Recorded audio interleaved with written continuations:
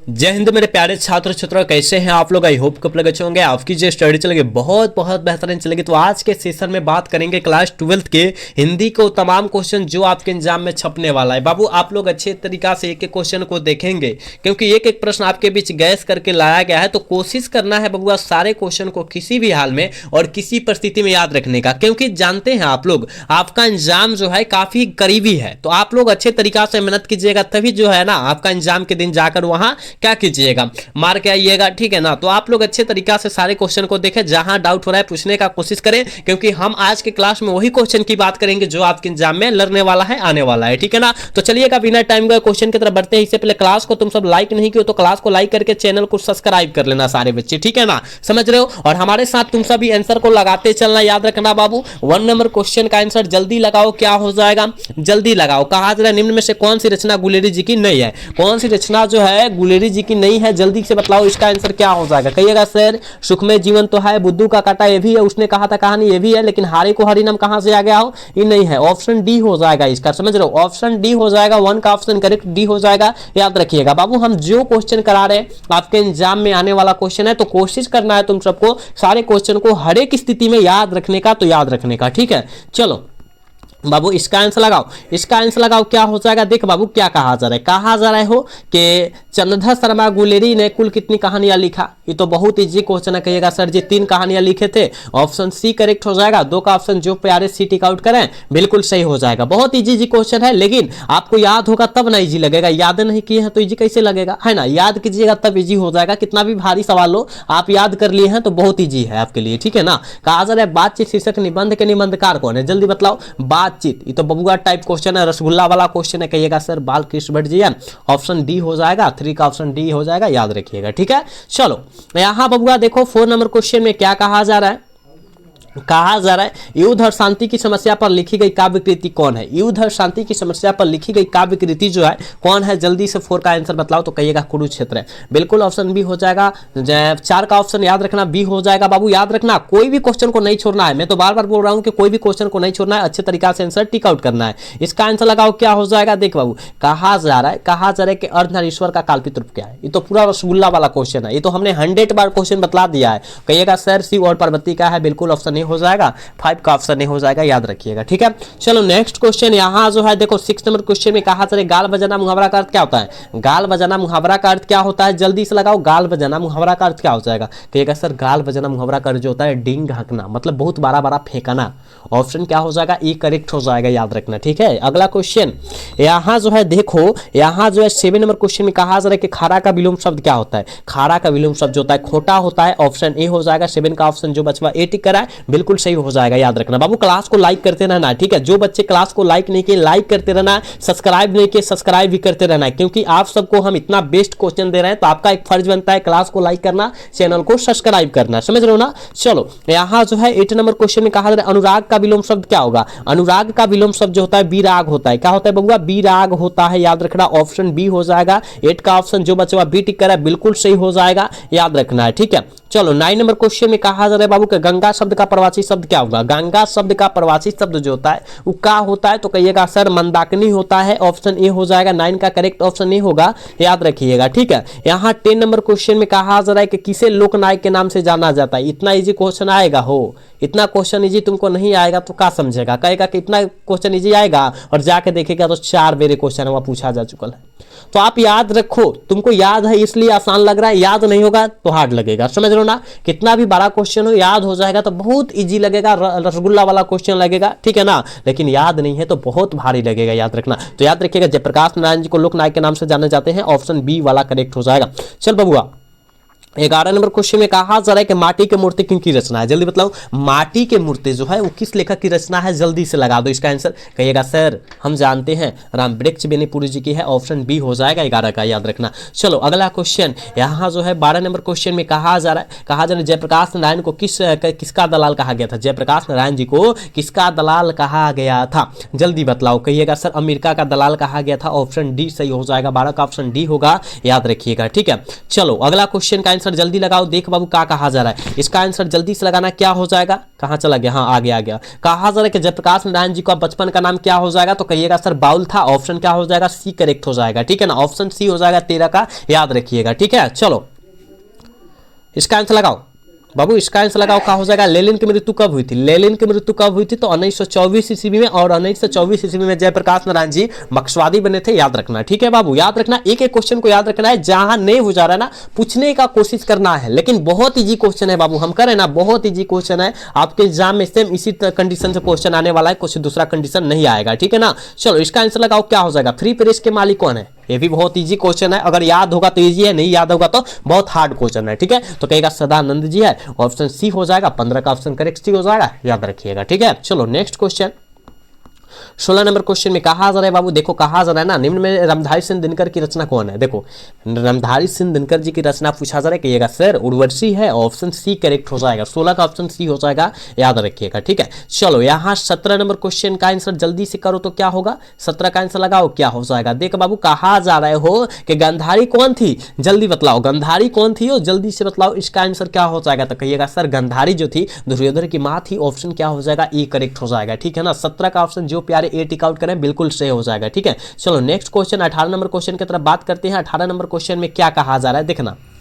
18 number question कहाँ गया हो, 18 नंबर क्वेश्चन यहाँ है। देखो कहा जा रहा है प्रेमचंद्र थे, प्रेमचंद्र जी क्या थे, जल्दी बताओ प्रेमचंद्र क्या थे। आप कहेगा सर इतना इजी क्वेश्चन और 2023 में आया भी है रे बबुआ, तो प्रेमचंद्र जी कथाकार थे। ऑप्शन बी करेक्ट हो जाएगा 18 का, याद रखना तुम सब, ठीक है। चलो यहाँ जो है 19 नंबर क्वेश्चन में कहा जा रहा है करें कि आरंभ का विलोम शब्द क्या होगा। आरंभ, आरंभ का जो हो जाएगा क्या हो जाएगा, आरंभ मतलब क्या, अभी शुरू किए हैं, प्रारंभ कहते हैं, आरंभ कहते हैं, यानी अभी शुरू कर दिए हैं तो अंत हो जाएगा।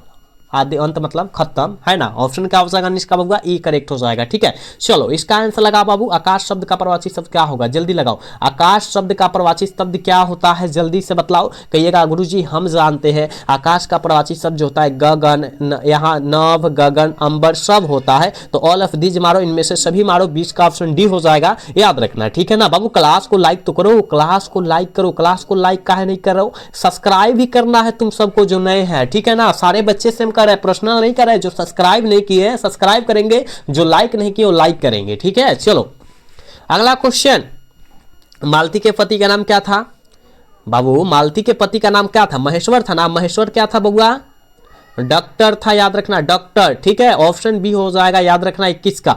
चल बबुआ यहाँ जो है देख 22 नंबर क्वेश्चन में क्या कहा जा रहा है बाबू, कहा जा रहा है कि तार सप्तक का संपादन कौन थे। तार सप्तक का संपादक जो थे या संपादन जो थे कौन थे।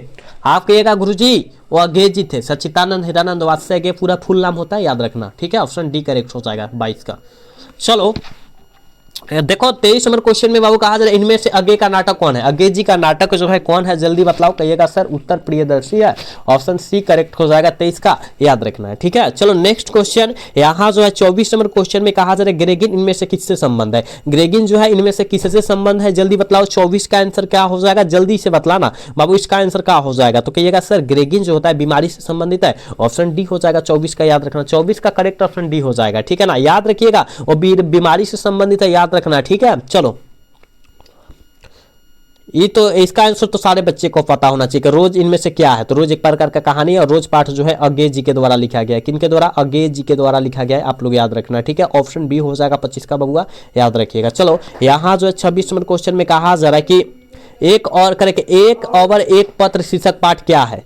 ये है, यहाँ थोड़ा सा गलत लिखा है, एक लेख और एक पत्र जो है शीर्षक पाठ क्या है, लेख छूट गया है ये बाबू, लेख टाइपिंग में छूट गया है। कहा जा रहा है एक लेख और एक पत्र जो है शीर्षक पाठ क्या है, तो यह जो है भगत सिंह के द्वारा, याद रखना भगत सिंह के द्वारा लिखा गया ऐतिहासिक पत्र है। ऑप्शन ए हो जाएगा। 26 का ऑप्शन जो बचवा ए टिक करा बिल्कुल सही हो जाएगा, याद रखिएगा। एक के बाद लेख छूटल है क्या, एक के बाद जो है लेख आता है, एक लेख और एक पत्र, तो टाइपिंग में छूट गया है लेख, ठीक है ना। चलो देखो यहाँ आ गया, देखो वही क्वेश्चन आ गया। हमने बतलाया कि एक लेख और एक पत्र जो है शीर्षक का रचनाकार कौन है, हमने तो अभी बतलाया कौन है, भगत सिंह है। ऑप्शन ए हो जाएगा 27 का बाबू, याद रखना, ठीक है ना। बहुत आसान क्वेश्चन है और आपके एग्जाम में आने वाला भी क्वेश्चन है। चलो कहा जा रहा है प्रेम के पीर के कवि कौन है, पता है प्रेम के पीर के कवि कौन है, तो आप कहिएगा मलिक मोहम्मद जायसी जी हो जाएंगे। कवियों के कवि शमशेर बहादुर सिंह हो जाएंगे, आप लोग याद रखिएगा, ठीक है। चलो 29 नंबर क्वेश्चन का आंसर बताओ। राधा रस के लिए किन की रचना है, राधा रस के लिए जो है किन लेखक की रचना है, जल्दी बतलाओ। तो कहिएगा सर सूरदास की रचना है, ऑप्शन ऑप्शन ए हो जाएगा 29 का, याद रखिएगा। ठीक है, नेक्स्ट क्वेश्चन का आंसर जल्दी लगाना।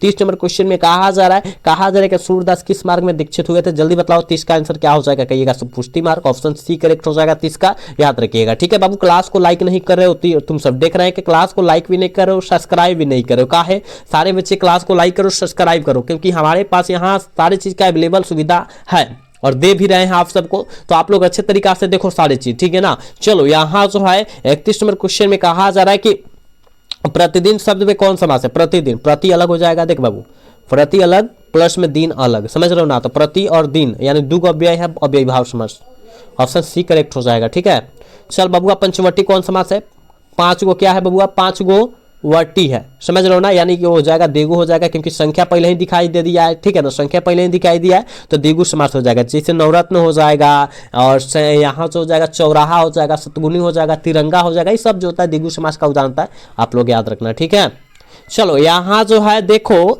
कहा जा रहा है 33 नंबर क्वेश्चन में कि आंख शब्द का स्त्रीलिंग शब्द क्या होगा। आंख जो है स्त्रीलिंग है क्या पुल्लिंग है, कहिएगा सर हम जानते हैं इससे क्या पुल्लिंग रूप है। आंख जो है पुल्लिंग है, स्त्रीलिंग न मारना गलत हो जाएगा, क्योंकि आंख कहा जा, एक मिनट आंख है ना, आंख ए बाबू स्त्रीलिंग होगा, क्योंकि आंख से हम लोग देखते हैं, यानी यह जो है याद रखना क्या है, स्त्रीलिंग रूप है। ठीक है, 33 का ऑप्शन ए होगा, बी नहीं मारिएगा। ठीक है, ऑप्शन ए होगा। ठीक है, करेक्ट ऑप्शन ए होगा बाबू। ठीक है, आंख कहा जा रहा है। चलो गीतावली किन की रचना है, जल्दी बतलाओ तो। गीतावली जो है किस लेखक की रचना है, देखो गीतावली जब आ रहा है तो आपको क्या मारना है, तुलसीदास मारना है ना, तुलसीदास जी की रचना है, दियल है, नहीं दियल है तो ऑप्शन डी मारो।